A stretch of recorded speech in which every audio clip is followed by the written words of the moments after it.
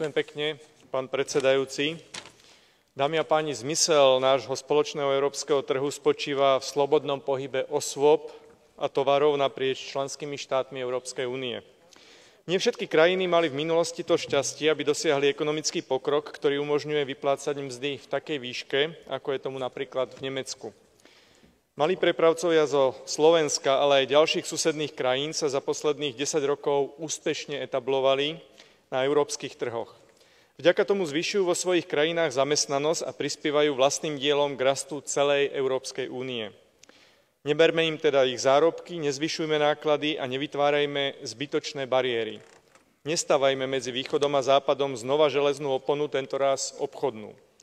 Nemecká legislatíva je precedensom, pretože zavádza mzdu na zamestnancov iných krajín. Presadzujem zásady slobodného pohybu na našom spoločnom európskom trhu a preto aj dnes z tejto pozície vyzývam Európsku komisiu, aby v tomto prípade konala a zastavila platnosť nemeckých obmedzení, ktoré škodia občanom. Ďakujem pekne.